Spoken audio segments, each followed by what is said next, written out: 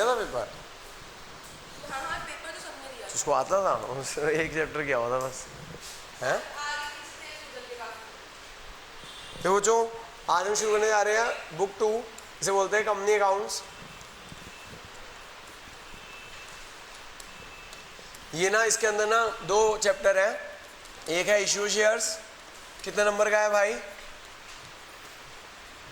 है जो issue share कितने मार्क्स का है? 14 मार्क्स का। और इश्यू डिवेंचर कितने मार्क्स का है? 10 मार्क्स का। इस बुक में कितने चैप्टर हैं? सिर्फ 2 चैप्टर हैं। कितने चैप्टर हैं? 2 चैप्टर ही है बच्चों इस बुक के अंदर। 24 मार्क्स की बुक है। और जो थर्ड बुक भी है ना, जो थर्ड बुक भी है वो भी इससे रिलेटेड है। थर्ड बुक में जितने टर्मिनोलॉजी है ना, सारी फर्स्ट इस चैप्टर में है। तो जो ये चैप्टर बहुत बड़ा है, लेकिन ये वाला चैप्टर आ गया ना, इश्यू डिवेंचर, तुम्हें ये कोई चैप्टर है सेम चैप्टर लगेगा। जैसे एडमिशन था, एडमिशन करने के बाद चेंज PSR कितने क्लासों का था? 3 क्लासों का। कुछ था तुम्हें लगता था ये तो सेम ही कर रहे हैं। ऐसे शेयर्स करने के बाद डिवेंचर क्या होगा? तुम कहोगे तो सेम कर रहे हैं। और जो थर्ड बुक जो तुमने की है उसकी जो सारी टर्मिनोलॉजी है, वो टर्मिनोलॉजी भी कहाँ पे है? इसी बुक के अंदर है। तो ये बुक करने के बाद थर्ड बुक भी तुम्हें बहुत और ज़्यादा आसान लगेगी। जिन लोगों ने थर्ड बुक कर रखी है वो ज़्यादा आसान लगेगी ये वाली बुक करने के बाद। यानी कि ये पहले करनी चाहिए फिर थर्ड बुक करनी चाहिए, लेकिन स्कूल वाले पागल हैं, पहले क्या कराते हैं? थर्ड बुक कराते हैं, फिर सेकंड बुक कराते हैं। होना चाहिए पहले ये वाली बुक होनी चाहिए, फिर वो वाली बुक होनी चाहिए। तो आज हम शुरू करने जा रहे हैं जो 14 मार्क्स का चैप्टर, बहुत बड़ा चैप्टर है, एडमिशन से भी बड़ा चैप्टर है, इशू ऑफ शेयर्स। क्या नाम है?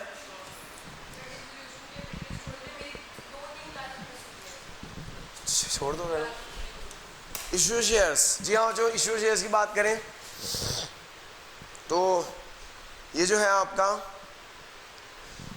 तो जो कंपनीज जो होती हैं क्या करती है? कंपनी जो है एक सेपरेट लीगल एंटिटी है। कंपनी अकाउंट्स कर रहे हो तो थोड़ी कंपनी के बारे में बताना पड़ेगा। कंपनी जो देखो, पार्टनरशिप और पार्टनर्स सेपरेट लीगल एंटिटी नहीं है। Partners and partnership are not separate legal entity. Partners and partnership are not separate legal entity. Partner and partnership are not separate legal entity. ये दोनों सेपरेट लीगल एंटिटी नहीं मानी जाती। Partners और partnership हमको एक ही माना जाता है। जो पार्टनरशिप करती है उसके लिए पार्टनर्स लायबल होते हैं, और जो पार्टनरशिप फॉर्म करती है उसके लिए पार्टनर्स लायबल होते हैं। तो ये दोनों अलग अलग नहीं है लॉ की टर्म्स में। ये लॉ के टर्म्स में दोनों अलग अलग टर्म नहीं है। लेकिन अगर किसकी बात करूं मैं, किसकी बात करूं बच्चों मैं? शेयर होल्डर्स की। तो company is the separate legal entity in the eyes of law. जी हाँ, जो company and share holder are separate. Company and share holder are separate in the eyes of law. Company और share holder separate है in the eyes of law. Company और share holder separate है in the eyes of law.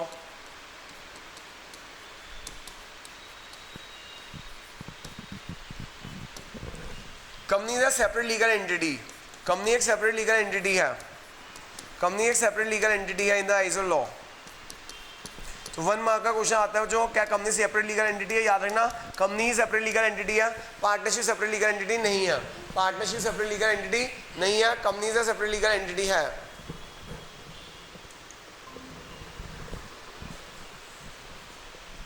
हाँ जी Anshika madam, मैंने issue share chapter शुरू कराया है book 2 का। अभी आपको बताया था कि पार्टनर्स और पार्टनरशिप जो होते हैं वो सेपरेट लीगल एंटिटी नहीं है। Partners and partnership are not separate legal entity in the eyes of law. But company के ओनर्स होते हैं शेयर होल्डर्स। कंपनी के मालिक कौन होते हैं? Shareholders. They are separate in the eyes of law. वो सेपरेट माने गए हैं in the eyes of law. दोनों अलग अलग है। कंपनी को अंडरलाइन कर लेना, जो सेपरेट लीगल एंटिटी का दर्जा मिला हुआ है। Company is a separate legal entity from its share holder. Company is a separate legal entity from its, दोनों अलग अलग हैं। दोनों क्या है? दोनों अलग अलग माने गए हैं in the eyes of law. बस कंपनी सेपरेट है, कंपनी के ऊपर स्यू किया जाएगा, कंपनी के लिए शेयर होल्डर पर स्यू नहीं किया सकता। कंपनी एक अलग पर्सन है, आर्टिफिशियल पर्सन है। समझ आ गई जो बात? अब होता क्या है, कंपनी कैसे चलती है? कंपनी के जो में ना, कंपनी एक सेपरेट पर्सन है, आर्टिफिशियल पर्सन है। इसके अंदर लोग पैसा इन्वेस्ट करते हैं, शेयर होल्डर पैसा इन्वेस्ट करते हैं, मनी इन्वेस्ट करते हैं। उन्हें बोलते हैं, जो मनी इन्वेस्ट करते हैं लोग, ओनर्स जो होते हैं, उन्हें बोलते हैं हम शेयर होल्डर्स। क्या बोलते हैं बच्चों हम? जी हाँ, जो ओनर्स पैसा इन्वेस्ट करते हैं उन्हें बोलते हैं हम शेयर होल्डर्स। क्या बोलते हैं बच्चों? हाँ, तो शेयर होल्डर्स क्या करते हैं?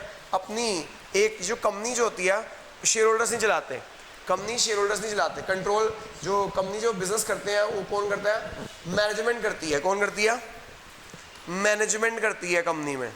मैनेजमेंट एक प्रोफेशनल टीम होती है जो बिजनेस चलाती है। ये कौन अपॉइंट करता है? मैनेजमेंट को कौन अपॉइंट करता है? शेयर होल्डर अपॉइंट करते हैं। कौन अपॉइंट करता है? तो एक कंपनी के लाखों करोड़ों शेयर होल्डर होते हैं, रिलायंस के करोड़ों शेयर होल्डर है, लेकिन क्या करोड़ों लोग चलाते हैं रिलायंस को? नहीं, शेयर होल्डर करोड़ों शेयर होल्डर है, शेयर होल्डर नहीं चलाते रिलायंस को। कौन चलाता है? मैनेजमेंट चलाती है। कौन चलाती है? मैनेजमेंट में बोर्ड ऑफ डायरेक्टर्स भी वगैरह होते हैं, वो होते हैं, वो अलग बात है। शेयर होल्डर अपॉइंट करती है मैनेजमेंट टीम। शेयर होल्डर कौन अपॉइंट करती है? तो जिसका ज़्यादा सबसे ज़्यादा शेयर होते हैं वो मैनेजमेंट में खुद को ले लेता है। जैसे मुकेश अंबानी है, रिलायंस में सबसे ज़्यादा शेयर्स किसके पास है? मुकेश अंबानी के पास है। तो मुकेश अंबानी के सबसे ज़्यादा शेयर है, उसे मैनेजमेंट ने खुद को ले रखा है, उसका चेयरमैन बना हुआ है। ये तो कंपनी सेपरेट लीगल एंटिटी है, लेकिन सबसे ज़्यादा शेयर्स मुकेश अंबानी के पास है। तो जिसके सबसे ज़्यादा शेयर्स होते हैं उसी की कंपनी में चलती है। वो जो मैनेजमेंट की टीम डिसाइड करनी होती है, सबसे ज़्यादा जिसका शेयर होंगे उसकी सबसे ज़्यादा वोटिंग पावर उसके पास होती है। तो मैनेजमेंट वो कहता है मेरे को ओबीएसली उसके फैमिली के पास है, तो फैमिली वाले बंदे अपने आप को ही क्या कर लेते हैं? मैनेजमेंट टीम में ले लेते हैं। जिसका ज़्यादा शेयर होता है वो तो मैनेजमेंट टीम में आ ही जाता है। इसके अलावा ऐसी बात नहीं है, सिर्फ वो जिसका सबसे ज़्यादा शेयर होता है वो तो होते ही हैं, लेकिन उसके अलावा और भी प्रोफेशनल लोग होते हैं जिनको बिजनेस करना आता होता है, एक्सपर्ट्स होते हैं, उनको मैनेजमेंट टीम में लिया जाता है। समझ आ गई बात? तो ये एक छोटा सा कंपनी का ऑपरेशन बताया। मेरे को ये बताना है जो कंपनी के जो शेयर होल्डर कैसे बनते हैं वो कहानी सुनानी है आपको। कंपनी के जो शेयर कैपिटल कैसे बनाई जाती है वो कहते हैं। देखो, कंपनी को आपने 11 में BST में पढ़ा होगा, कंपनी को कैसे फॉर्म किया जाता है, कौन फॉर्म करता है, कौन इनकॉर्पोरेट करता है? प्रमोटर्स। कौन करते हैं?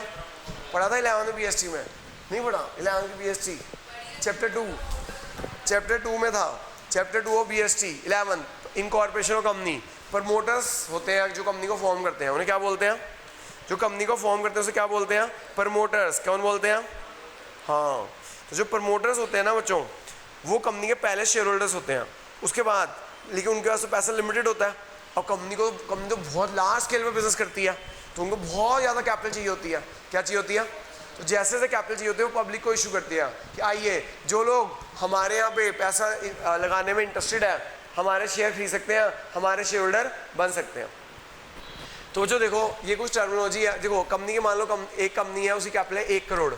मान लो कंपनी ने डिसाइड किया हम अपनी कैपिटल रखेंगे 1 करोड़। अब एक कंपनी के जो 1 करोड़ एक बंदे के पास नहीं होते।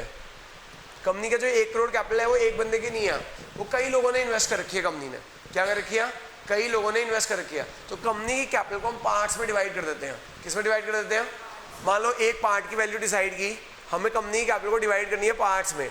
मान लो एक पार्ट की वैल्यू डिसाइड की 10 रुपये। कितनी डिसाइड की? हाँ, एक पार्ट की वैल्यू डिसाइड की है 10 रुपये। ये जो पार्ट की वैल्यू डिसाइड करते हैं ना, एक इसे बोलते हैं शेयर की पार्ट को बोलते हैं शेयर, पार्ट को बोलते हैं शेयर। और ये 10 रुपये जो डिसाइड किया इसे बोलते हैं फेस वैल्यू शेयर। क्या बोलते हैं? या फिर क्या बोल सकते हो? Nominal value share. क्या बोल सकते हो? या फिर क्या बोल सकते हो? Par value share.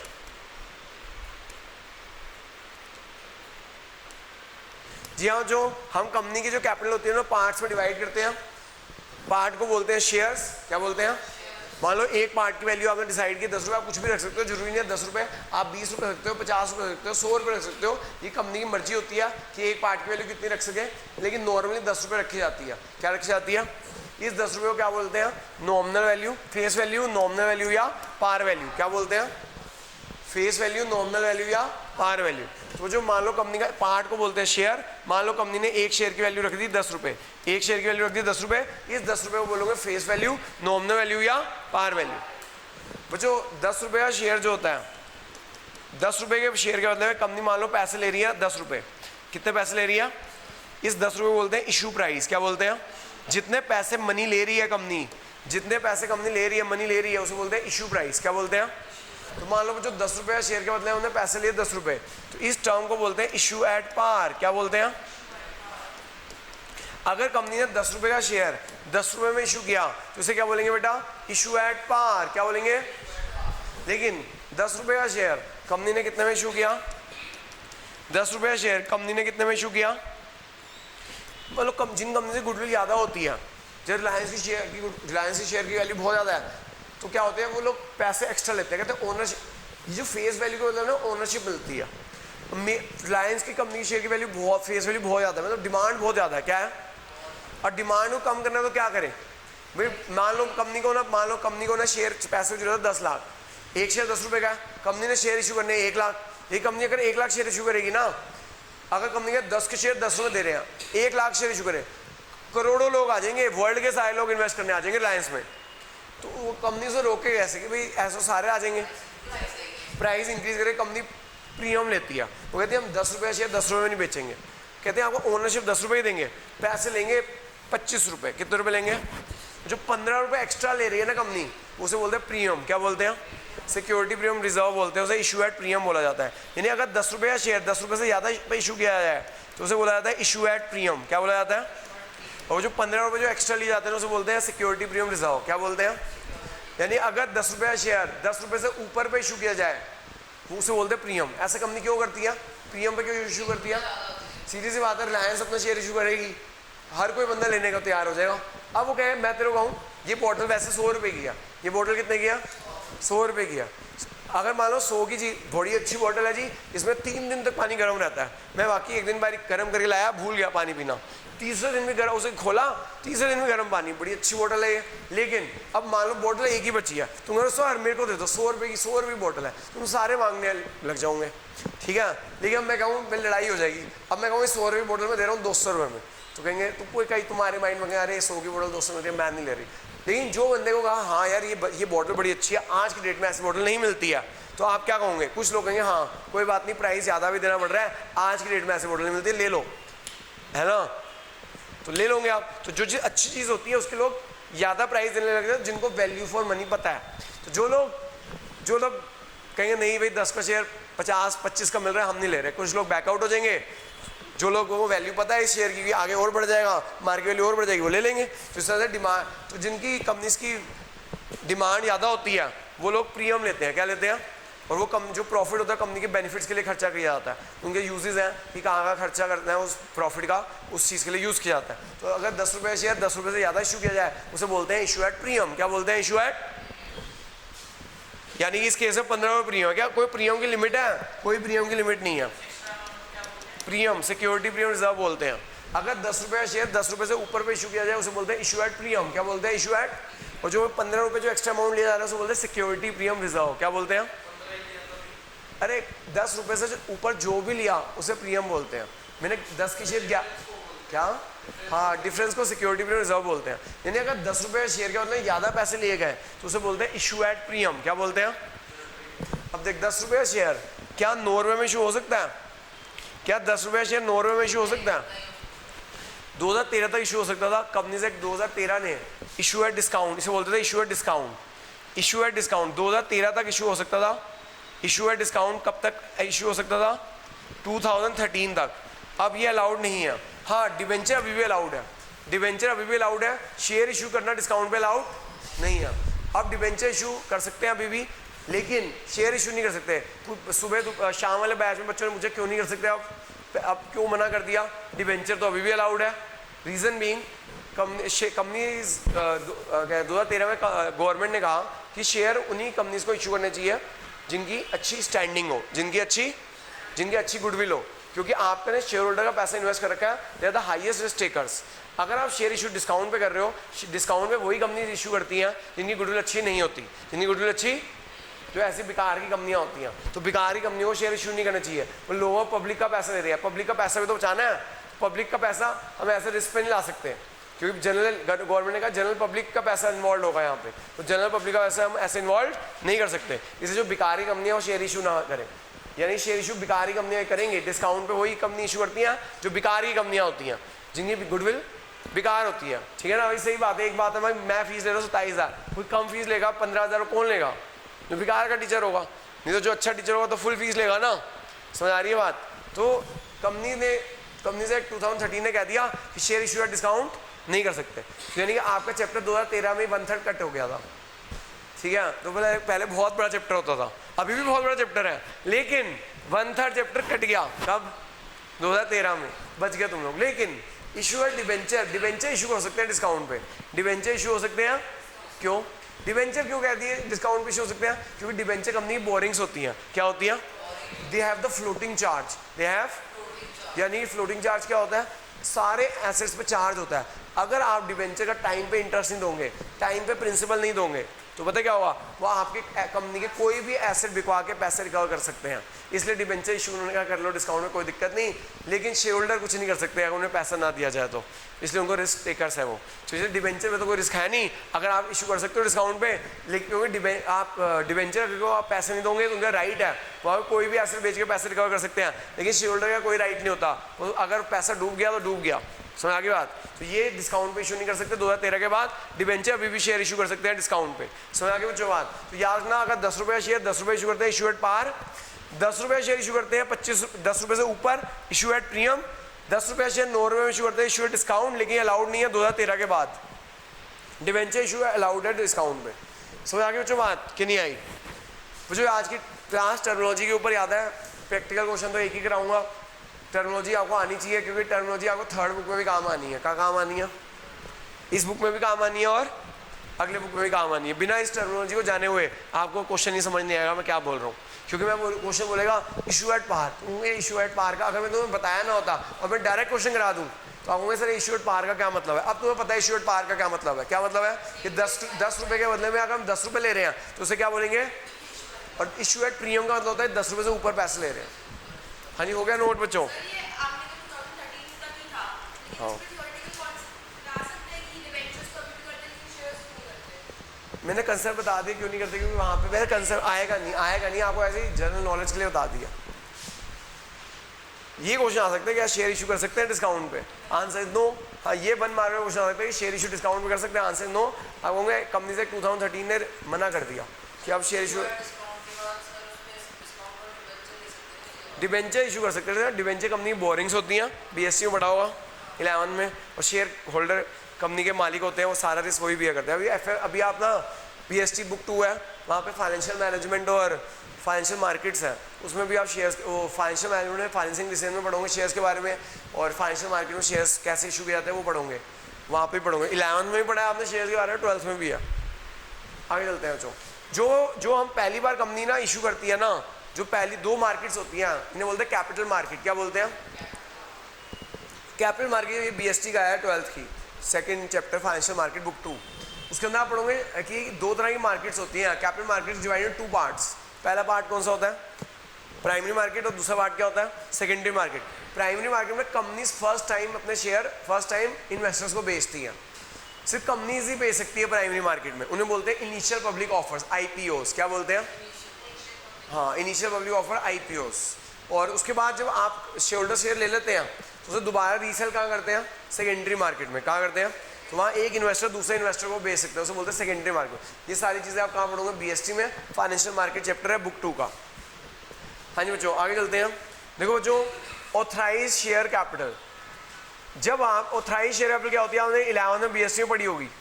किसने पढ़ा था भाई 11 में BST में ऑथराइज शेयर कैपिटल क्या होती है। जिन्होंने नहीं पढ़ा, जिन्होंने बुक 3 पढ़ी हुई है उन्होंने पता ही होगा भाई ऑथराइज शेयर कैपिटल क्या होती है। लिखते थे ना आप, ऑथराइज शेयर कैपिटल लिखवाया था शेयर कैपिटल के नोट में। क्या होती है ऑथराइज शेयर कैपिटल, BST में पढ़ा होगा 11 में, और थर्ड बुक में पढ़ा होगा। इसे नहीं बताओ मैडम, ये होती है it is a maximum capital a company can issue during the lifetime of the company. It is a maximum, हाँ, it is a maximum capital, it is a maximum capital company can issue. ये maximum capital होती है company can issue during the lifetime of the company. It is a maximum capital company can issue during the lifetime of the company. Company can issue during life time of the company.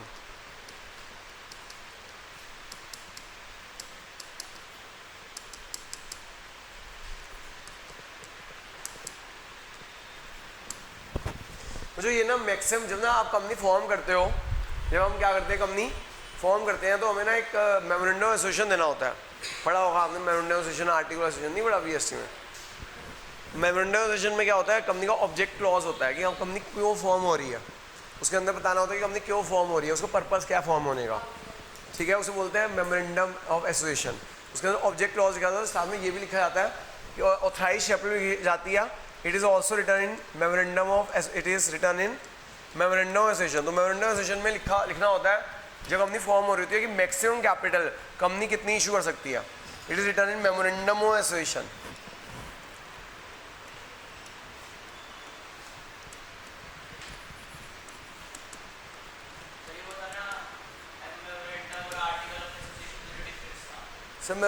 Company का object clause लिखा जाता है, उसके अंदर internal external rules होते हैं, company बाहर वालों से क्या डील करेगी, क्या चीज़ बनाएगी और क्या चीज़ बेचेगी बाहर वालों को, कैसे बाहर वालों को एक्सटर्नल रूल्स होते हैं। आर्टिकल एसोसिएशन में इंटरनल रूल्स होते हैं, क्या होते हैं, हाँ ठीक है ना। तो ऑथराइज्ड शेयरहोल्डर क्या होती है भाई, ये मैक्सिमम कैपिटल जो company during the lifetime raise कर सकती है। मान लो एक कंपनी ने डिसाइड किया कि यहाँ पे लिखना होता है कि हम 1 करोड़ मैक्सिमम रेज कर सकते हैं। कितने रेज कर सकते हैं, नहीं पूरी लाइफ टाइम में इतने रख सकते हैं, 1 2 3 4 5 6 7।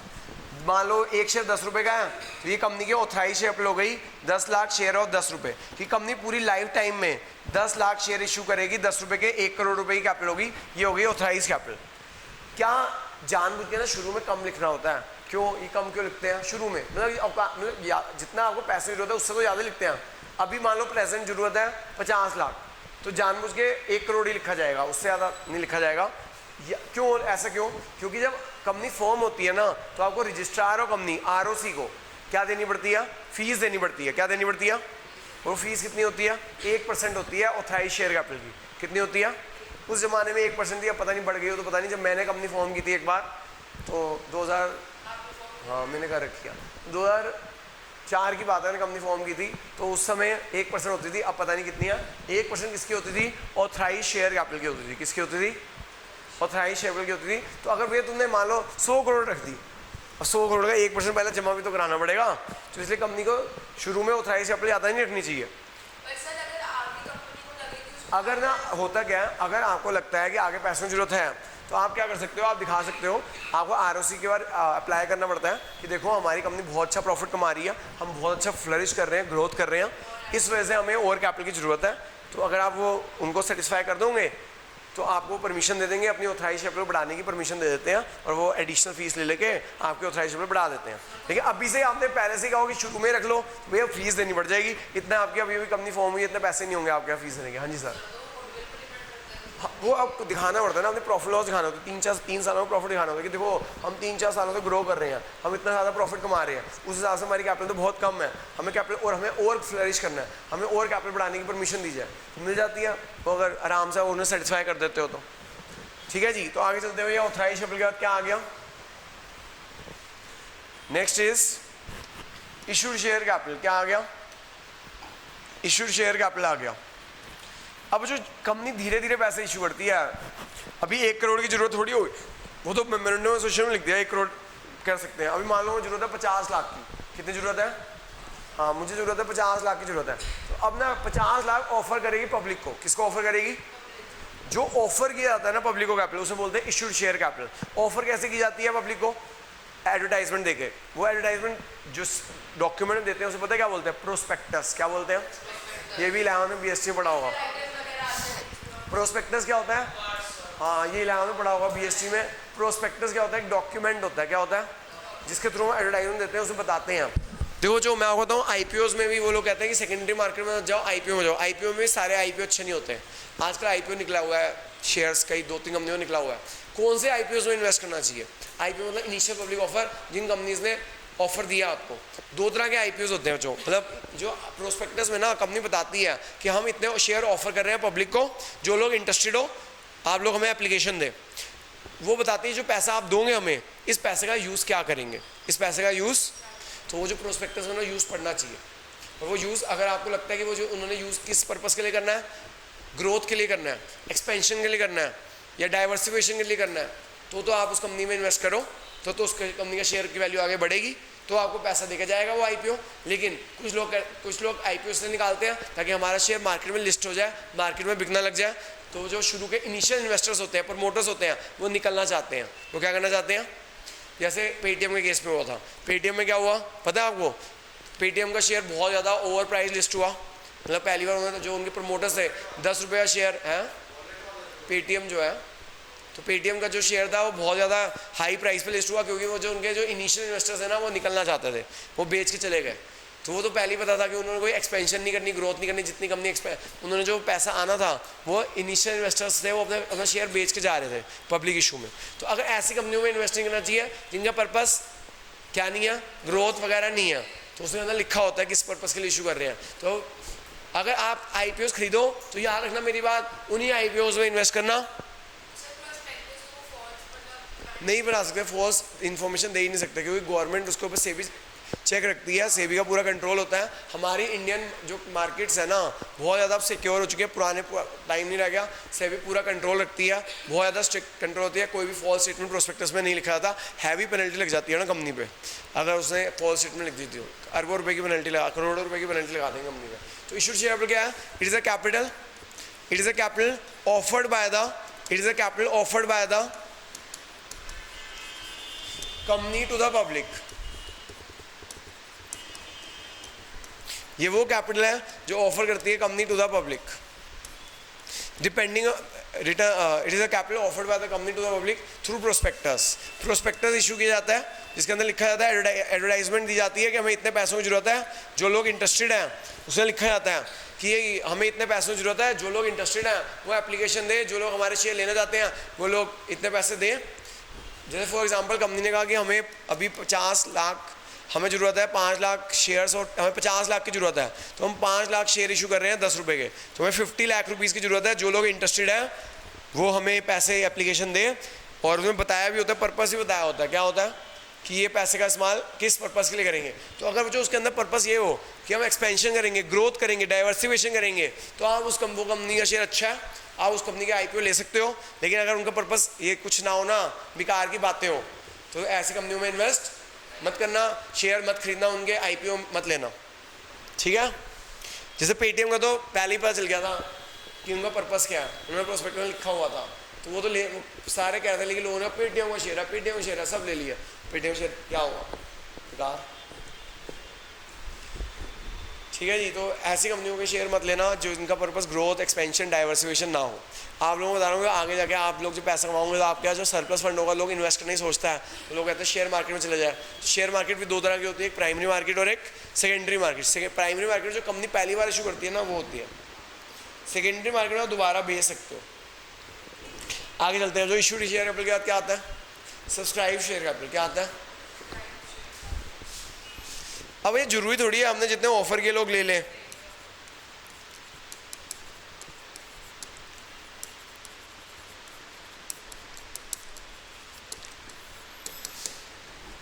अब मान लो पब्लिक ने लिए, मैडम हमने ऑफर किए 5 लाख शेयर्स, पब्लिक हमने ऑफर किए 5 लाख शेयर, लेकिन लोगों ने कितने लिए, लोगों को पसंद नहीं आया, लोगों ने अभी मान लो 5 लाख में से it is a capital taken by public from the company, it is a capital taken by the company, it is a capital taken by company from public.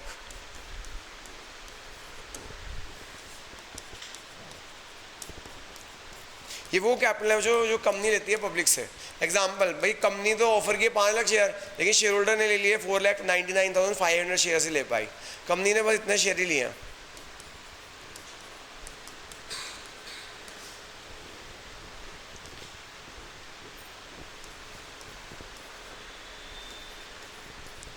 Company ने बस इतने शेयर ही लिए, तो इसे बोलेंगे जो सब्सक्राइब शेयर कैपिटल ₹4,99,500, इसे बोलेंगे सब्सक्राइब शेयर कैपिटल। जो कैपिटल कंपनी ने, जो it is capital taken by, उल्टा हो गया, taken by public from the company होना चाहिए, taken by public from company होना चाहिए,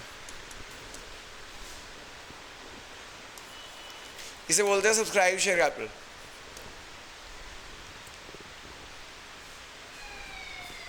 जो लोगों ने लिए वो जाएंगे सब्सक्राइब, 500 शेयर कम लिए लोगों ने, हाँ नहीं अंडर राइटर है नहीं। आगे चलते हैं, अगला है कॉल्ड अप कैपिटल। अगला जो called up capital, what is called up capital. अब हुआ क्या, अभी कंपनी ने ना 10 रुपये सारे नहीं मंगवाए एक साथ, कंपनी को भी कहा 10 रुपये की जरूरत नहीं है, अभी एक साथ नहीं मंगवाते, धीरे धीरे मंगवाते हैं। मान लो कंपनी ने ना 10 रुपये में से अभी 5 रुपये मंगवाए हैं, कितने मंगवाए हैं, ठीक है। अभी कंपनी ने 10 रुपये शेयर है, लिखा अभी पैसों की जरूरत 5 रुपये है, जब 5 रुपये जरूरत होगी तब मंगवा लेंगे, तो कंपनी ने 5 रुपये मंगवाए, कितने मंगवाए, तो 4,99,500 शेयर जो लोगों ने लिया, उन लोगों ने 10 रुपये शेयर, लेकिन मंगवाए कितने के, 5 रुपये ही मंगवाए, कितने मंगवाए, तो ये 5 रुपये क्या है, जो कॉल्ड अप है, क्या है, कॉल्ड अप पर शेयर है। नंबर ऑफ शेयर को कॉल्ड अप से मल्टीप्लाई कर दो, 5 रुपये से कॉल्ड अप कैपिटल आ जाएगी 499,500, 499,500 इंटू 5 कितनी आ गई 24,97,500। यानी कि हमने मंगवाए हैं 5 रुपये। It is a capital called by the company from the share holder. It is a capital called by the